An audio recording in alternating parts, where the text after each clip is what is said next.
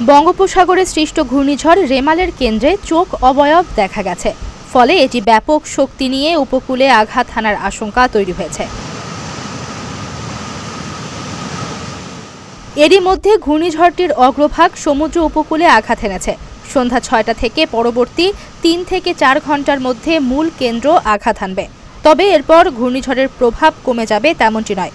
কেন্দ্র অতিক্রম করা শেষ হওয়ার পরপরই এর শেষ অংশও উপকূলসহ তীরবর্তী অঞ্চলে প্রভাব ফেলবে বলে জানাচ্ছে আবহাওয়া অধিদপ্তর। এখন প্রশ্ন হচ্ছে, ঘূর্ণিঝড়ের চোখ আসলে কি? কেন এর ভয়াবহতা এত বেশি? আবহাওয়া অফিস বলছে, যখন একটি সাইক্লোন সংগঠিত হয় তখন আশেপাশের মেঘগুলো ছড়ানো ছিটানো অবস্থায় থাকে। মেঘগুলো যখন ধীরে ধীরে সংকুচিত হয়ে আসে তখন এর প্রধান কেন্দ্র প্রচণ্ড গরম থাকে। গরমের ফলে এই জায়গায় প্রচণ্ড শক্তি তৈরি হয়। এর ফলে নিচ থেকে জলীয় বাষ্পগুলো উপরের দিকে উঠে আসে। তখন উপরের জায়গা পরিষ্কার হয়ে যায়। এই অবস্থাকেই ঘূর্ণিঝড়ের চোখ তৈরি হয়েছে বলা হয়। এমন অবস্থা তৈরি হলে চারপাশের মেঘগুলো ঘুরে ঘুরে মাঝখানে একটি চোখের মতো অবয়ব তৈরি করে। এটি মূলত একটি শক্তিশালী সাইক্লোনের লক্ষণ।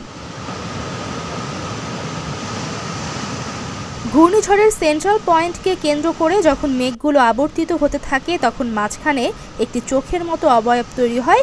এটিকেই ঘূর্ণিঝড়ের চোখ বলা হয়। ঘূর্ণিঝড় রেমালের ক্ষেত্রেও এমন অবয়ব তৈরি হয়েছে। সাধারণত যেসব ঘূর্ণিঝড়ে এমন চোখের দেখা পাওয়া যায় সেগুলো শক্তিশালী হয়। ঘূর্ণিঝড় রেমালও প্রচণ্ড শক্তি নিয়ে উপকূলের দিকে এগিয়ে আসছে। এখন পর্যন্ত ঘূর্ণিঝড়টি উত্তর দিকেই এগোচ্ছে। এর গতিবেগ ৯০ থেকে ১২০ কিলোমিটার পর্যন্ত হতে পারে। আবার কোথাও কোথাও দমকা হাওয়া হিসেবে ১৩০ কিলোমিটার পর্যন্ত হতে পারে বলে জানাচ্ছেন আবহাওয়াবিদরা।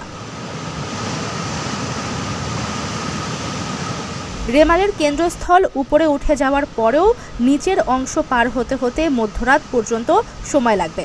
সন্ধ্যা ও রাতে কেন্দ্রভাগ ও মধ্যরাতে নিম্নভাগ অতিক্রম করে ঝড় শেষ হবে। এরপর এটি নিম্নচাপে পরিণত হবে।